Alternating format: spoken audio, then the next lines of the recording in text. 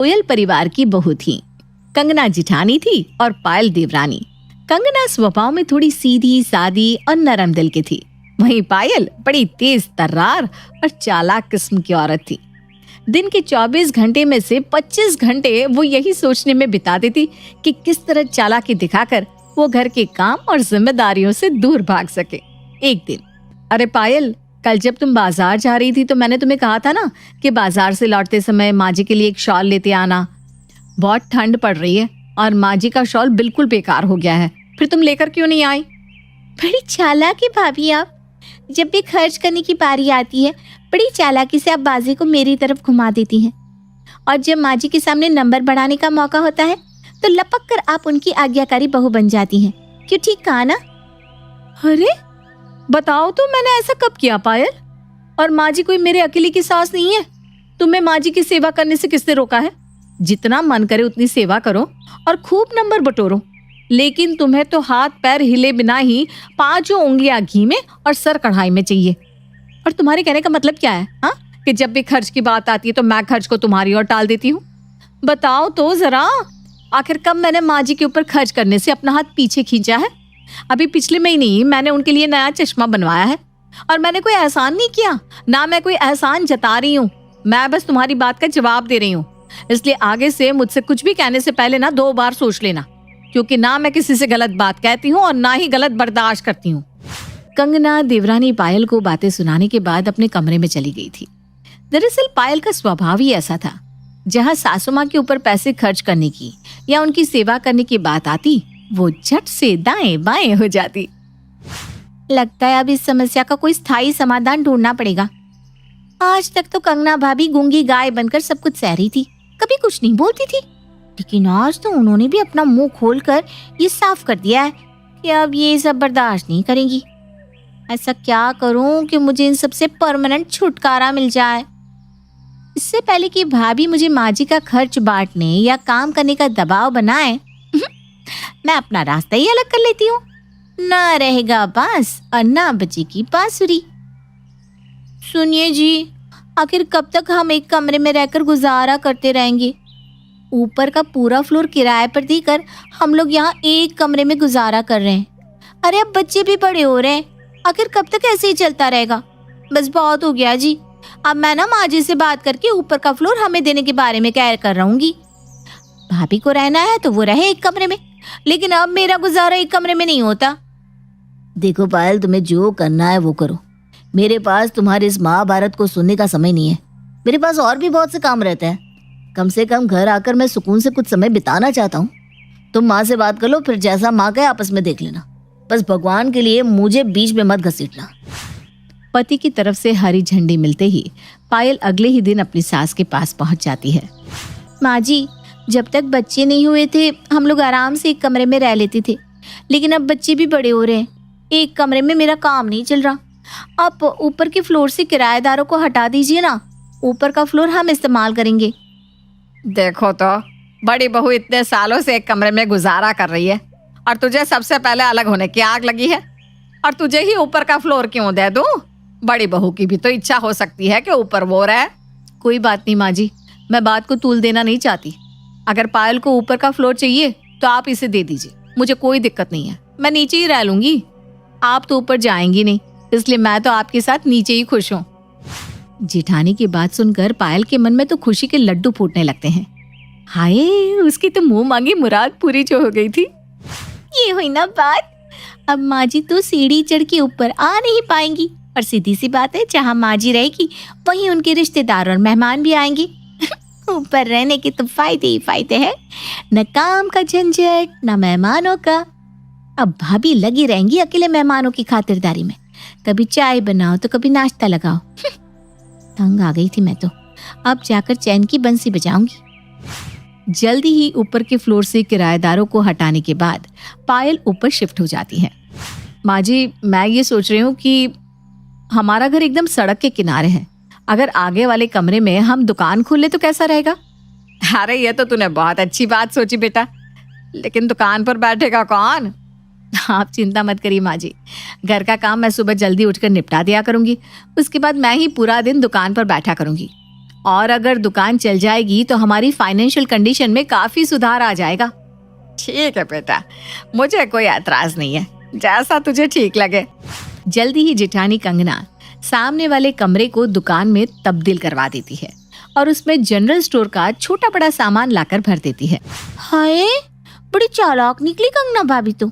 इतने सालों से मैं नीचे रह रही थी, तब कभी इन्हें दुकान खोलने का आइडिया नहीं आया। मेरे ऊपर आती ही उन्होंने दुकान खोल ली। मेरी अकल भी पता नहीं कहाँ घास चरने पहुंची रहती है। मैं आज तक ये बात क्यों नहीं सोच पाई। जब से कंगना ने दुकान खोली थी, पायल का ध्यान बस दुकान पर ही लगा रहता था। वो दिन भर बालकनी में बैठकर दुकान पर आते जाते ग्राहकों की गिनती करती रहती थी। शैलेश, आपको कुछ पता भी है घर में क्या चल रहा है? अरे नीचे हमारे वाले कमरे में भाभी ने दुकान खोल ली है और आप तो बिल्कुल गूंगे बने रहते हो। आप कुछ बोल नहीं सकते थे क्या? पायल, दुकान तो मुझे भी दिखाई दे रही है, लेकिन उनके दुकान खोलने से तुम्हें क्या दिक्कत है, बताओगी जरा? अरे मेरे भोलेनाथ, वो हमारा कमरा है और मुनाफा कौन कमा रहा है? आपके भैया। अब आया कुछ समझ में? ज्यादा दिमाग मत चलाया करो पायल। जब तुमने अपनी खुशी से नीचे का फ्लोर भाभी को दिया है, तो अब किस अधिकार से तुम उनसे सवाल करोगी? अरे अब तो वो उनका घर है, वो जहाँ चाहे दुकान खोले, जहाँ चाहे गोदाम बनाए। हम उनसे सवाल पूछने वाले होते कौन है? मुझे पता था तुमसे कुछ ना हो पाएगा। अरे पता है मुझे, बहुत काबिल वकील हो तुम, लेकिन ये अपनी वकालत ना जाकर कोर्ट में दिखाया करो। हर जगह सही और गलत बताने की जरूरत नहीं होती है। आपको कुछ पता भी है कितनी कमाई हो रही है उनकी? पिछले 1 महीने से मैं देख रही हूँ, इतने ग्राहक आ रहे हैं कि समझो एक आता है तो दूसरा जाता है। अब खुद सोच लो कितनी कमाई होगी भाभी की। देखो पायल, तुम्हारे पास फिजूल टाइम है तो तुम करती रहो खाली बैठकर गिनती। तुमसे बातों में ना कोई नहीं जीत सकता। मेरे लिए तुम्हारी बातें समझ से परे है। जो करना है कर लो यार, मुझे बख्श दो प्लीज। मम्मी, चाची दिन भर बालकनी में बैठकर हमारी दुकान को घूरती रहती है, पता नहीं क्या हिसाब लगाती है। अरे बेटा, बालकनी में बैठकर चाची दिन भर यही गिनती करती है कि कितने लोग दुकान पर सामान खरीदने आए हैं। तेरी चाची की रग रग से वाकिफ हूं मैं। अब तू देख मेरा कमाल। कंगना जाकर सास के कानों में कुछ कहती है और फिर जोर से आवाज लगाकर सास से बातें करने लगती है। माँ जी, गुड्डू के पापा अंदर आए हैं क्या? नहीं तो क्या हुआ? अरे माँ जी, दुकान बढ़ाने का समय हो रहा है। मैंने कितनी बार कहा कि दुकान बढ़ाने के समय कहीं मत जाया करो। अब ये गल्ला नोटों से भरा हुआ है, कौन गिनेगा इन्हें? अरे बेटा छोड़ देना, कल गिन लेना, 2 दिन का एक साथ। अरे माँ जी, अगर आज का गल्ला साफ नहीं किया ना तो कल तक इसमें पैसे रखने को जगह भी नहीं बचेगी। अब फोन लगाइए ना कि आ जाए। कंगना की चाल सफल हो गई थी और उसकी आवाज ठीक जगह पर, यानी कि उसकी देवरानी की कानों तक पहुंच गई थी। देखा, मुझे लग ही रहा था कि ये नोटों में खेल रही हैं। भाभी तो रोज गड्डी भर भर के नोट कमा रही हैं और एक दुकान क्या खोल ली, इनके तो दिन ही बदल गए। वैसे भाभी बहुत सीधी सादी है। अगर किसी तरह वो मेरा कमरा मुझे वापस देने को तैयार हो जाए तो मजा ही आ जाए। मैं कल ही जाकर रोने धोने का नाटक करती हूँ और अपना कमरा उनसे वापस मांग लेती हूँ। अगले दिन, मुझे माफ कर दो भाभी। ऊपर जाने के बाद मुझे समझ में आया कि वहां जाकर मैं कितनी अकेली हो गई हूँ। मुझे ना हर वक्त आपकी और माँ जी की याद सताती रहती है। आपकी देवरानी को छोटी बहन समझकर माफ कर दो ना भाभी। और फिर से मुझे मेरा कमरा वापस कर दो ना भाभी। प्यारी देवरानी, तुम्हारी सारी चाल मैं बहुत अच्छी तरह समझ रही हूँ। मुझे पूरा यकीन था कि तुम वापस जरूर आओगी, लेकिन मैंने भी कोई कच्ची गोलियां नहीं खेली। अब तुम्हारी चालों में मैं इतनी आसानी से फंसने वाली नहीं हूँ। पायल बेटा देख, हम मानते हैं कि तुझे जरूर हम लोगों की याद आ रही होगी, लेकिन तेरी बात भी तो ठीक है ना बेटा। एक कमरे में अब तुम्हारा गुजारा कहाँ होता होगा। जा बेटा जा, तू अपने फ्लोर पर ना आराम से रह। माफी चाहिए ना तुझे, जा, हमने माफ कर दिया बस। नहीं नहीं नहीं माँ जी, जब तक आप मुझे मेरा कमरा वापस नहीं देंगे मुझे यही लगेगा कि आपने मुझे माफ नहीं किया। देखो पायल, मैं अच्छी तरह जानती हूँ कि तुम अपना कमरा क्यों वापस मांग रही हो, क्योंकि तुम्हारे कमरे में मैंने दुकान जो खोल ली है। ठीक कहा ना? ये जो तुम्हारा प्यार गंगा जमुना बनकर बह रहा है ना, वो भी सिर्फ इसलिए क्योंकि मेरी दुकान अच्छी चल रही है, और इसलिए तुम्हें लग रहा है कि अगर तुम्हारा कमरा तुम्हें वापस मिल जाए तो ये दुकान तुम्हारी हो जाएगी। ठीक कहा ना मैंने मेरी प्यारी प्यारी भोली भाली देवरानी? अरे ये क्या बोलेगी, इसके मगरमच्छ के आंसू देखकर ही मैं पहचान गई थी कि ये जरूर दुकान वापस मांगने के लिए ही यहाँ आई है। क्या बोल रही थी तू? तुझे हमारी बहुत याद आ रही है? अरे इतने सालों से जब हमारे साथ रह रही थी तब तो कभी एक कप चाय बनाकर नहीं पिलाई। बड़ी आई याद करने वाली। ठीक है, मान लिया कि मैं बहुत बुरी हूँ, लेकिन माँ जी मैं जैसी भी हूँ तो आपकी बहू ना। अब अगर मैं माफी मांग रही हूँ तो आपको भी तो बड़प्पन दिखाकर मुझे माफ कर देना चाहिए ना। मुझे तुझसे कोई बात ही नहीं करनी, मेरी पूजा का समय हो रहा है। तेरी ऐसी नाटकबाजी मैं पहले भी बहुत बार देख चुकी हूँ। अंजू के जाने के बाद कंगना कहती है, देखो पायल, जिस तरह से चालाकी दिखाकर तुम नीचे का काम और जिम्मेदारी मुझ पर थोप कर ऊपर भागी थी ना, उस हिसाब से तो तुम्हें वापस आने ही नहीं देना चाहिए। लेकिन फिर भी तुम इतनी जिद कर रही हो तो ठीक है, मुझे भी तुम्हारे ऊपर तरस आ गया है। और तुम्हें तो पता ही है मैं उतनी कठोर दिल नहीं हूँ। मेरा तो दिल ही इतना नरम है कि मैं किसी की आंखों में आंसू देख नहीं सकती। तुम ऐसा करो, तुम मेरे साथ दुकान में पार्टनर बन जाओ। भाभी ये हुई ना बात, मैं तैयार हूँ। तो ठीक है, अब से जो भी मुनाफा होगा उसमें से आधा मुनाफा मेरा। अरे जरा ठहरो ठहरो, इतनी भी क्या जल्दी है? आधा मुनाफा तुम्हारा नहीं, दुकान में जितना भी सामान भरा हुआ है ना वो सब मेरा ही है। इसलिए मुनाफा 70% मेरा और 30% तेरा। और हाँ, ये मुनाफा तुम्हें फ्री में नहीं मिलेगा, उसके लिए तुम्हें 20 लाख देने होंगे। क्या कहा? 20 लाख? 20 लाख किस बात के? क्यों? मेरे दुकान का किराया और हर महीने सामान भरवाने के बदले में तुम बस 20 लाख दोगी। फिर हर महीने तुम्हें बस प्रॉफिट मिलता रहेगा, खर्च की जिम्मेदारी मेरी। फिर मैं कोई हवा में तो बातें नहीं कर रही हूँ। 20 लाख रुपए में तुम्हें दुकान की 30% पार्टनरशिप मिल रही है। इससे अच्छे सौदा कहीं हो सकता है भला, जिसमें कि दुकान का सामान तो हमेशा मैं ही भरवाऊंगी। 30% तो बहुत कम है।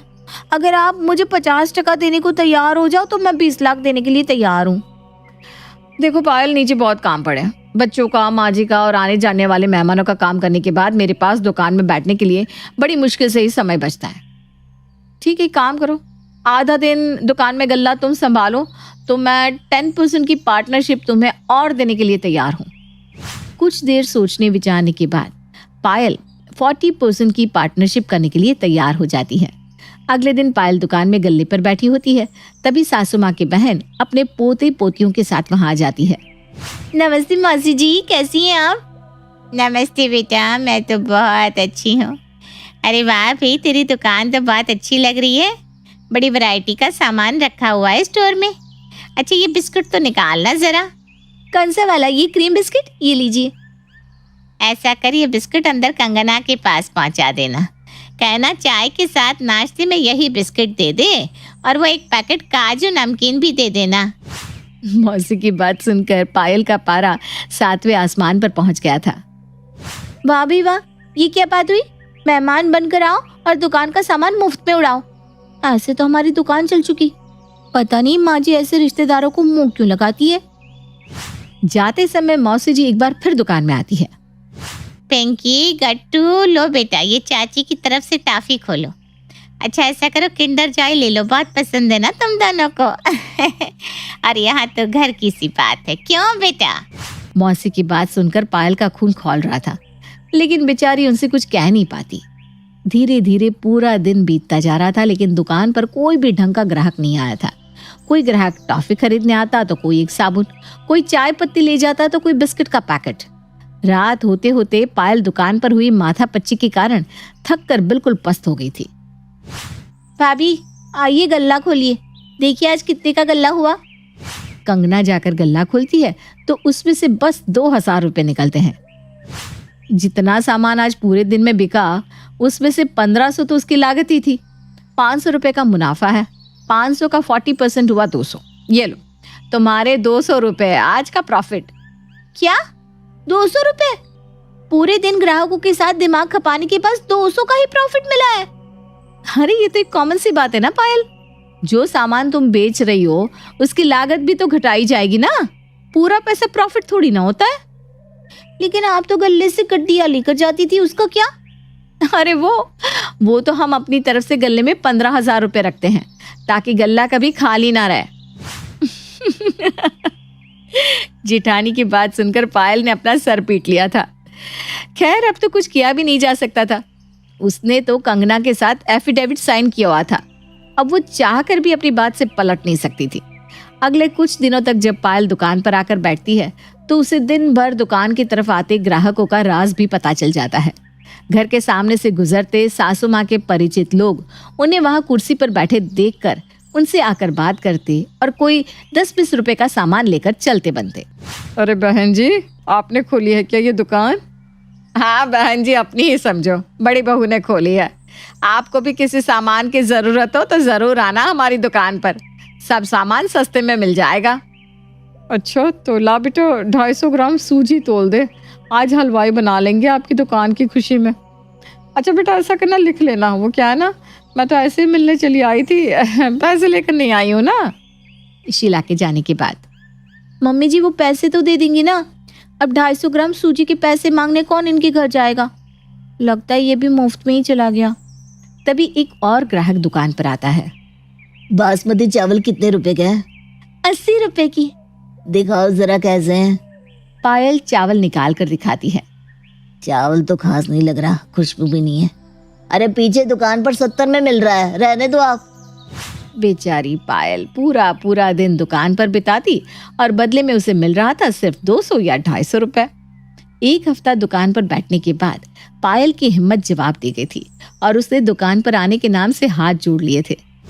अरे भाभी मुझसे नहीं हो पाएगा, आप मुझे 30% ही दे देना, लेकिन दुकान पर तो आप ही बैठो। अगर मैंने एक हफ्ता और दुकान चलाई ना तो मैं पागल हो जाऊंगी। अरे दिन भर में कम से कम 100 लोग ऐसे आते हैं जो चीजों का सिर्फ दाम पूछकर चले जाते हैं। उन्हें 1 रुपए का सामान नहीं खरीदना होता और आधे लोग 1 माचिस या 2 रुपए वाला शैम्पू का पाउच लेकर जाते हैं। अरे क्या बिक्री होगी, क्या मुनाफा होगा इस चवन्नी छाप चीजों में। देवरानी के मैदान छोड़कर भागने के बाद जेठानी कंगना अपनी दुकान पहले की तरह ही संभालने लगती है और जितनी भी कमाई उसे होती है उसी में संतुष्टि से अपना घर चलाती रहती है। जबकि अपनी चालाकी के कारण फंसी बेचारी देवरानी 20 लाख रुपए देकर रोज खून के आंसू रोती है। आपने खाना बनाने के शौकीन इंसानों को तो देखा ही होगा, है ना? पर उनमें से सबको खाना बनाना आता ही हो ये जरूरी नहीं। कुछ लोगों को खाना बनाने का शौक जरूर होता है लेकिन उनसे खाना अच्छा बन नहीं पाता। अब वर्षा की सास रुक्मिणी को ही देख लीजिए। रुक्मिणी को खाना बनाने का बड़ा शौक है। शौक छोड़िए, ऐसा कहे कि जुनून है बस। तो आइए देखते हैं इनका जुनून क्या रंग लाता है। अरे आज माँ फिर से रसोई में क्या कर रही है? अरे नहीं, प्लीज भाभी ये मत कहना कि आज फिर से माँ कुछ अजीब सा बना रही है, कुछ नया एक्सपेरिमेंट कर रही है। तुम दोनों जो सोच रहे हो ना, बिल्कुल ठीक सोच रहे हो। आज मम्मी जी फिर से कुछ नया बना रही है। अब पता नहीं वो क्या चीज है, पर अब जो है सो खाना पड़ेगा सबको। अरे ऐसा क्यों सोच रहे हो? आज कुछ अच्छा ही खिलाएगी तुम्हारी माँ, देखना। पापा सालों से माँ पता नहीं हमें क्या क्या खिलाती आई है। वो खुद को मास्टर शेफ समझती है, अतरंगी चीजें बना देती है और भुगतना हमें पड़ता है। चुप करो, मिनी आ रही है, उसे बुरा लग जाएगा अगर हम उसके खाने की तारीफ नहीं करेंगे, समझे? चुप रहो सब। मैं आ गई, तो तुम सब तैयार हो ना आज की स्पेशल डिश चखने के लिए? हाँ, हम शहीद होने के लिए तैयार हैं। क्या?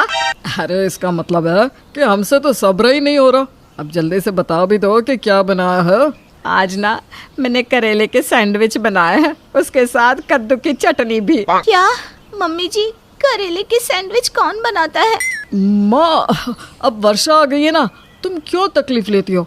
वर्षा बना लेगी खाना। वर्षा क्यों नहीं बनाती हो? अब ये नाटक मत करो। मैं जानती हूँ तुम सब ये सैंडविच खाने से डर रहे हो ना, पर एक बार खा कर देखो तो मजा आ जाएगा। अरे ऐसा मजा नहीं चाहिए हमें जिंदगी में माँ। मैंने इतने प्यार से तुम सबके लिए बनाया है। ठीक है, अगर तुम लोग नहीं खाना चाहते तो मैं फेंक देती हूँ। अरे नहीं मम्मी जी, हम सब तो बस ऐसे ही कह रहे थे। सब लोग खाएंगे आपके बनाए हुए सैंडविच। लाइए। हाँ और नहीं तो क्या। चलो तुम दोनों भी शुरू करो, चलो जल्दी से ले लो। रुक्मिणी आए दिन अतरंगी चीजें बनाती रहती और सब उसका मन रखने के लिए खा भी लेते थे। हालांकि उन सबको ये पसंद बिल्कुल नहीं आता था, लेकिन अब उनके पास कोई चारा भी तो नहीं था। अरे रवि रुक, जरा ये चैनल चलाना तो। अरे क्या करोगी माँ ये सब खाना बनाना सीख कर? अरे यहाँ इस चैनल पर ना अलग अलग तरह का खाना बनाना सिखाते हैं। वो करेले का सैंडविच मैंने यहीं से तो सीखा था। भैया जल्दी से चैनल चेंज करो प्लीज। मैं नहीं चाहता कल मुझे टिंडे के पराठे खाने को मिले। या फिर भिंडी के कोफ्ते।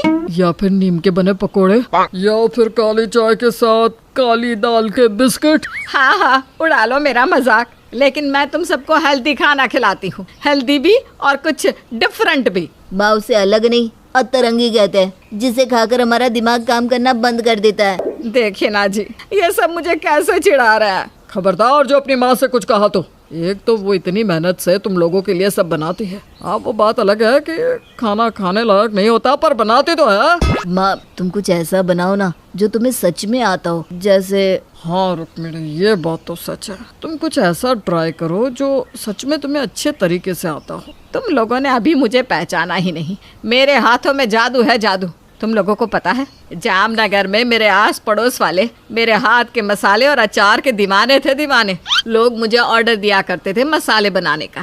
कहते थे तुम्हारे मसाले हम खाने में डालते हैं तो खाने का स्वाद और भी बढ़ जाता है। तो आपने क्यों छोड़ दिया फिर मम्मी जी? फिर ये सब अतरंगी चीजें जो बनाने लगी थी माँ। माँ हम अचार के साथ खाना खा लेंगे, पर इन करेले के सैंडविचों के साथ नहीं। और अगर तुम लोगों ने मेरे अचार और मसालों को भी ऐसे ही कहा तो मैं तुम सबको टिंडे के पराठे बनाकर खिलाऊंगी और वो सबको खाने भी पड़ेंगे। अरे हमें पता है अचार और मसाला तो आप अच्छा ही बनाती होंगी। ठीक है, तो मैं आज रात को ही अपना स्पेशल खाने का मसाला और अचार तैयार कर देती हूँ। लगता है आज खाने में कुछ सच में मजेदार मिलेगा। रुक्मिणी पूरा दिन रसोई में लगी रही। कभी कौन सा मसाला पीसती तो कभी कौन सा। उसने रात तक अपना खाने का स्पेशल मसाला तैयार कर दिया और वही सारे खाने में डाल दिया और उसके साथ अचार भी तैयार करके टेबल पर रख दिया। चलो अब देख क्यों रहे हो, सब लोग खाना खाओ। आज मैंने इसमें अपना स्पेशल मसाला डाला है और ये लो अचार भी खाओ। हाँ हाँ खा रहे हैं माँ। हे भगवान बचा लेना। आप खाइए ना मम्मी जी। नहीं, पहले तुम सब खा लो, मेरी तारीफ कर लो, उसके बाद ही मैं खाऊंगी। आज तो तारीफ करनी ही पड़ेगी, वरना माँ टिंडे के पराठे खिला देगी। खाकर अच्छे से तारीफ करना दोनों, समझे? अरे क्या आपस में खुसफुस कर रहे हो? चलो खाना शुरू करो। सब लोग खाना खाते हैं। हल्के मसाले ज्यादा तीखे थे, उनमें गरम मसाला और हींग ज्यादा डली थी और अचार तो तेल में डूबा हुआ था। सबने खाना तो खा लिया, पर उसके बाद उसे पचा नहीं पा रहे थे। पर जब तक सब लोगों को कुछ समझ में आता तब तक दरवाजे की घंटी बज गई। अरे इस वक्त कौन आया है? अब मैं जाकर देखती हूँ। अरे पापा मुझे तो ये खाना पच ही नहीं रहा, खट्टी डकारें आ रही है। तुम्हें तो बस डकार आ रही है, मुझे तो पता नहीं क्या क्या आ रहा है। सच में पापा मेरा तो जी मचल रहा है ये मसाले खाकर। अरे ऊपर से पड़ोस वाले मिश्रा अंकल आए हैं अपनी पत्नी और बेटी के साथ। अरे पिंकी आई है, उसके सामने मैं ये डकार मारूंगा। क्या सोचेगी मेरे बारे में? चुप करो, वो लोग अंदर आ गए हैं। अरे क्या हाल चाल है? भाई ठीक है, तू बता। लगता है सब अभी अभी खाना खाकर उठे हैं। अच्छा है, हम आप सबके लिए मथुरा के पेड़े लाए थे। अरे मोहन जरा इसकी खुशबू तो छोड़, खुशबू को इसे चख के छोड़, चखने को भी। रवि इसे किसी अच्छी जगह। अरे रे, पूरे घर में लगता है गैस सिलेंडर भरा पड़ा है। वो क्या है ना पिंकी की, लगता है इन सबको मिठाई की नहीं चूरन की जरूरत है। मैं आपके लिए चाय नाश्ता लेकर आती हूँ। नहीं नहीं नहीं, तुम सब पहले खुद को देख लो। अरे चलो मिश्राइन, बहुत गैस फैल चुके हैं यहाँ, सांस भी नहीं आ रही मुझे। और तीनों भाग जाते हैं। अरे तुम सबको क्या हो गया? क्यों, तुम्हें तुम्हारे मसालों की खुशबू नहीं आ रही है क्या? आज के बाद कभी ये मसाले मैं ना खाऊं। मैं बाथरूम होके आता हूँ। अरे भैया रुको, पहले मुझे जाने दो। अरे पहले मुझे जाने दो तुम दोनों। अरे मेरा जी मचल रहा है, मैं जाऊंगी पहले। और सब लोग आपस में झगड़ने लगते हैं। आस्था की आस्था भगवान में काफी ज्यादा थी, पर शादी के बाद जब आस्था ससुराल आती है तो वो देखती है कि उसके ससुराल में सभी नास्तिक हैं जो भगवान की पूजा ही नहीं करते, और इसी वजह से उनके घर में मंदिर तो दूर की बात, भगवान की कोई तस्वीर तक नहीं थी। मैंने तो बस आज तक सुना था कि लोग नास्तिक होते हैं, पर आज देख भी लिया। मेरे ससुराल वाले कितने ज्यादा मॉडर्न हैं कि उन्होंने घर में भगवान की एक मूर्ति तक नहीं रखी है। आस्था ये सब देखकर बड़ी परेशान थी।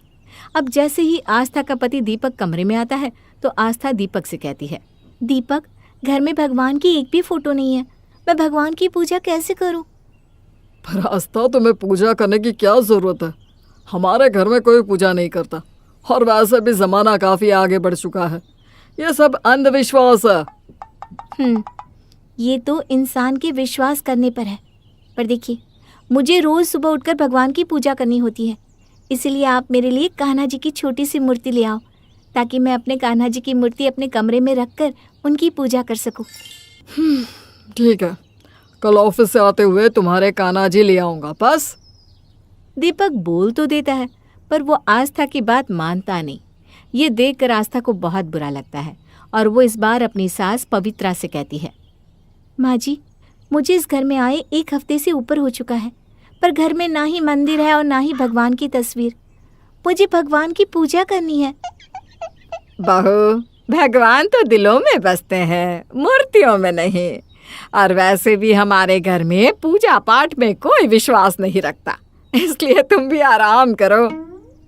माँ जी, मैं जानती हूँ आप लोगों को भगवान में विश्वास नहीं है, इसलिए आप सब पूजा नहीं करते, पर मुझे अपने भगवान पर पूरा भरोसा है। आस्था बोल ही रही होती है कि पवित्रा मुंह बनाकर वहां से चली जाती है। बेचारी आस्था हर किसी से भगवान की तस्वीर लाने को कहती है, पर कोई उसकी नहीं सुनता। जिसके बाद आस्था खुद मार्केट से छोटी सी मूर्ति और कुछ फूल माला साथ में पूजा का सामान भी ले आती है और अपने कमरे में उस मूर्ति की स्थापना करके सुबह सुबह पूजा करती है।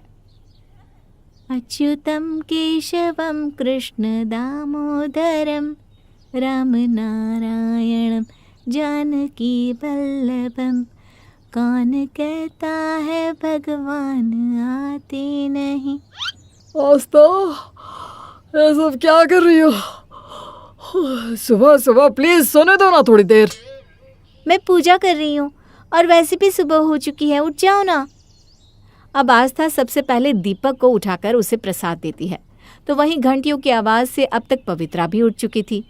अब आस्था अपनी सास को भी प्रसाद देती है, पर पवित्रा बिना प्रसाद खाए हॉल में जाकर सोफे पर लेट जाती है। आस्था अपनी सास को नींद में इस तरह से देखकर उनके लिए चाय लेकर आती है और उठाकर उन्हें देती है। माँ जी, उठ जाइए, देखिए मैं आपके लिए चाय लेकर आई हूँ।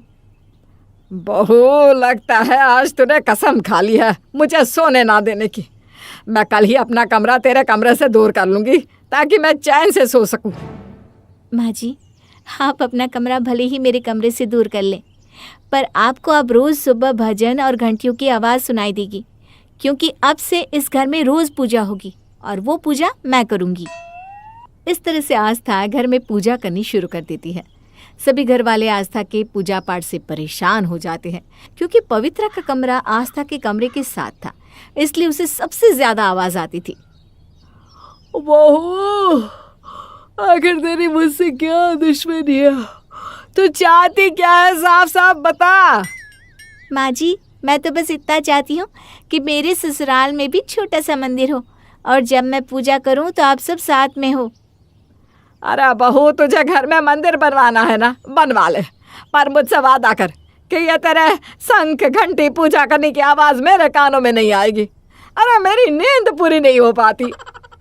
ठीक है माँ जी, अगर आप घर में मंदिर बनवा दोगी तो आपको मेरे पूजा करने से कभी कोई दिक्कत नहीं होगी। अब क्या था, खुशी से आस्था फूले नहीं समाती और खुश होती भी क्यों ना। आखिर उसके ससुराल में उसके कहने पर घर में मंदिर जो बन रहा था।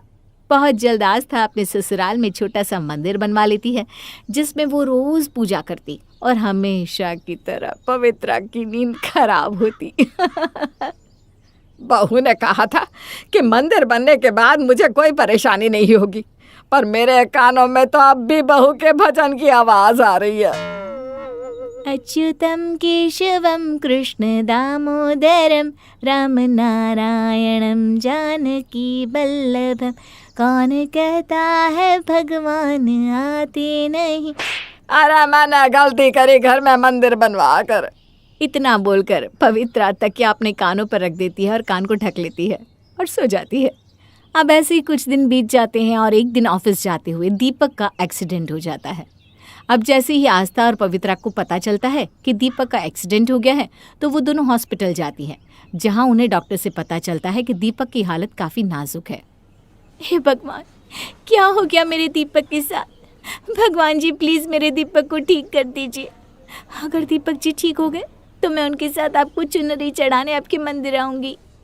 बहू, भगवान से प्रार्थना करने से मन्नत पूरी नहीं होती। हमें ऐसे समय में ऐसी मुसीबतों से लड़ना पड़ता है, और डॉक्टर है ना, वो दीपक को कुछ नहीं होने देंगे। पवित्रा आस्था को तो तसल्ली दे रही थी, पर वो खुद भी पूरी तरह से टूट गई थी। पूरी रात बीत जाती है और भगवान आस्था की सुन लेते हैं। हालांकि दीपक पहले से काफ़ी ठीक था, पर अब भी मौत का खतरा उसके ऊपर बना हुआ था। ये कोई चमत्कार है, वरना जिस तरह से दीपक जी की हालत थी उन्हें बचा पाना नामुमकिन था। वैसे आज रात आप दोनों में से कोई एक उनके पास रुक सकता है। माँ जी, मैं दीपक जी के पास हूँ, आप जाकर घर में आराम कर लीजिए।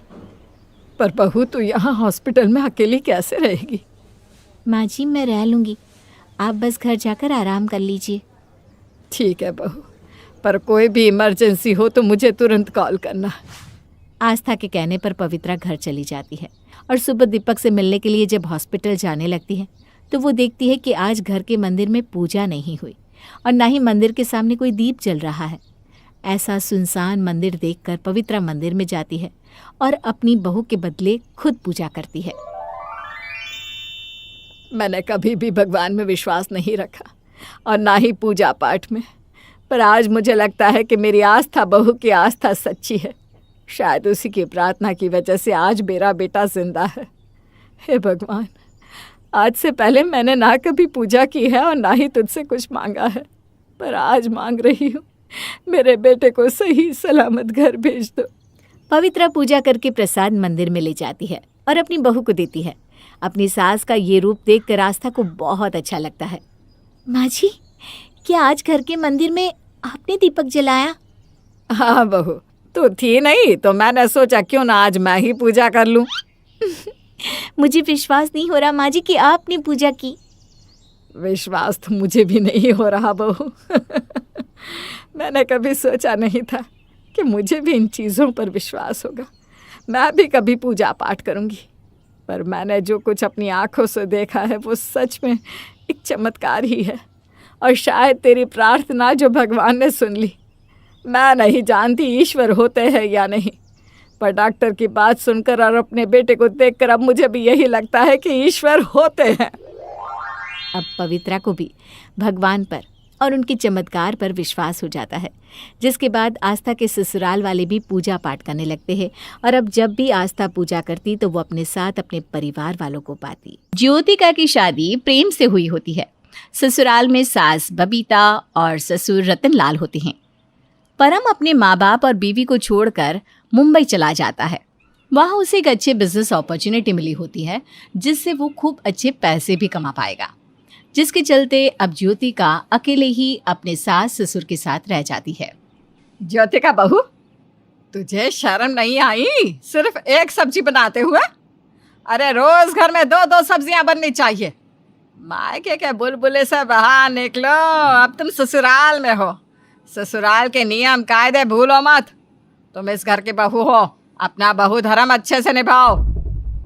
वहाँ मुंबई में हमारा बेटा दिन रात मेहनत करके पैसे कमाता है और तुम यहाँ पर आलस कर रही हो।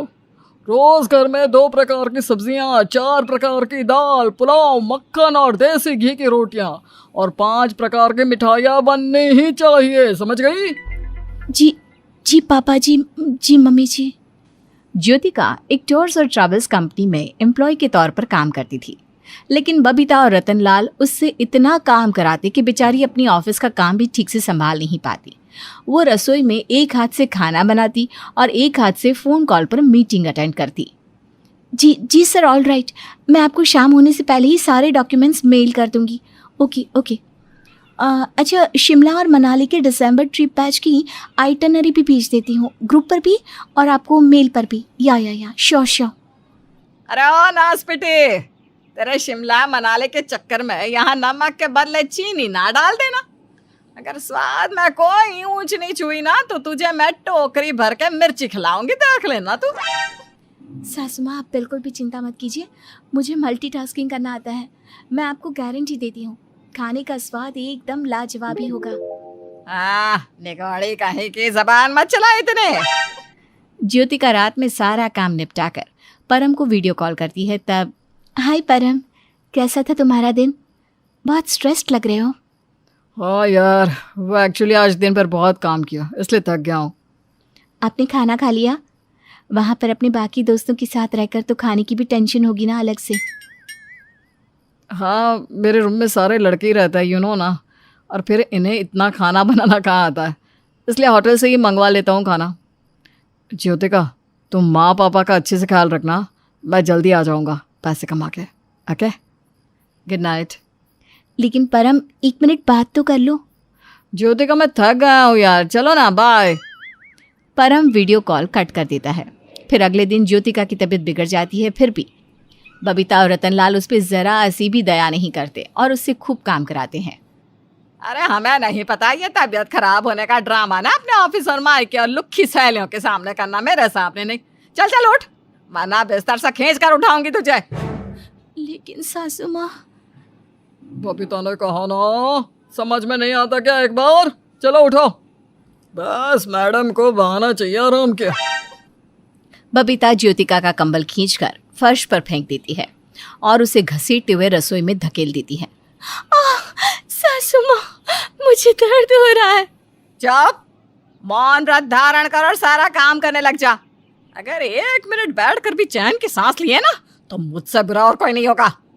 ऐसी सुताए करूंगी कि खुद की शक्ल पहचान नहीं पाएगी। बबीता और रतनलाल ज्योतिका को एकदम नौकरानी की तरह ट्रीट करते और बेचारी ज्योतिका कुछ भी नहीं कहती और बिना शिकायत किए सारा काम करती रहती। फिर भी बबीता और रतनलाल को उसकी कदर नहीं होती। जब घर पर मेहमान आते हैं तब भी बबीता सिर्फ अपने बेटी की तारीफ करती है और कहती है, अभी हम आपको क्या बताएं हमारे बेटे परम के बारे में। हर महीने वही पैसे भेजता है और हमारा घर चलता है। इस ज्योतिका को तो कुछ नहीं आता। वो इसे समझाता है तब कहीं जाके इसके दिमाग में कुछ घुसता है। लाखों में एक है मेरा बेटा। वाह जी वाह, वाकई में आपका बेटा खूब तरक्की कर रहा है, ये देखकर मन बहुत खुश हुआ। लेकिन ये आपकी बहू भी तो नौकरी करती है ना? हाँ, अब नौकरी क्या, छोटी मोटी सी नौकरी है उसकी, औरतों का क्या है, इनसे थोड़े बड़े बड़े काम होने वाले हैं। ये तो बस चूल्हा चौका संभाले वही बस है। ऐसे ही रतनलाल और बबीता मेहमानों के सामने ज्योतिका की बुराई और परम की वाहवाही करते हैं। एक सुबह जब ज्योतिका को ऑफिस के लिए निकलने के लिए देर हो रही थी तब कल मोहे रख जा, किधर भाग रही है इंजन की रफ्तार से। सासू माँ, वो आज ऑफिस में ना एक बहुत इंपॉर्टेंट मीटिंग है। अगर वक्त पर नहीं पहुंची तो मेरी नौकरी को खतरा हो सकता है। और यहाँ पर नाश्ता कौन परोसेगा? सुबह 7 बजे ही सारा नाश्ता बना के रख दिया है तुमने। जाओ जाकर पराठे ढोकला वगैरह सब कुछ गर्म करो फिर से, और हम दोनों को अच्छी तरह परोसो, फिर ही निकल पाओगे काम के लिए। और हाँ, जाते जाते मेरी साड़ी भी लॉन्ड्री में देती जाना। अगले हफ्ते वो कम्मो की बेटी चमेली की शादी है ना, वहाँ जाऊंगी माधुरी दीक्षित बनकर सबको जला जला कर राख कर दूंगी। लेकिन सासू माँ, मुझे फिर बस भी लेट मिलेगी। मुझे जाकर कॉन्फ्रेंस रूम की सारी अरेंजमेंट्स भी तो करनी है, प्रोजेक्टर को भी सेटअप करना है। अरे तो क्या बस उस काम को लेकर बैठी रहेगी तू? ऐसे बात करती है जैसे कि यह किसी कंपनी की मालकिन है, लेकिन है तो वहाँ की एम्प्लॉई ना। तो उस बड़े हरे पेड़ का सिर्फ एक पत्ता है, समझी? अपनी हैसियत में रहकर बात किया कर। और नहीं तो क्या, बड़ा काम तो हमारा लाडला परम करता है। आई बड़ी, चल जाके नाश्ता बना। बबीता और रतनलाल को अपने नौकरी का मजाक उड़ाते देख ज्योतिका के दिल को बहुत ठेस पहुंचती है। फिर भी वो कुछ नहीं कहती। ऐसे ही वो संघर्ष और बलिदान करती रहती है और 1 महीना गुजर जाता है। एक रोज़ बबीता का भाई प्रमोद आता है और बातचीत करते करते वो कुछ ऐसा कहता है जिसे सुनकर और देखकर बबीता और रतनलाल के पैरों तले जमीन खिसक जाती है। बबीता दीदी, आपको कुछ दिखाना है, खास करके आज मैं आपसे मिलने उसी वजह से आया हूँ। क्यों रे प्रमोद, ऐसा क्या दिखाना है? क्या तूने कोई लड़की देख ली इस बुढ़ापे की उम्र में? चलो अच्छा है, मेरा भाई अब और कमारा नहीं रहेगा। जय माता दी। अरे नहीं दीदी, क्या अभी? लड़की तो आपके लड़के ने देख ली है। ये देखिए, ये सोशल मीडिया फ्रेंड्सग्राम पर आपके बेटे ने फोटो पोस्ट की है। आपका बेटा दुबई में मस्ती कर रहा है और ये देखिए इस लड़की के साथ लिविंग में रह रहा है। देख लीजिए ध्यान से, क्या गुलछर्रे उड़ा रहा है आपका लाडला परम। इसका मामा कहते हुए मुझे तो शर्म आ रही है।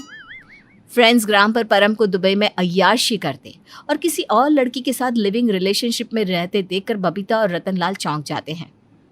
हाय राम, ये कैसे हो सकता है?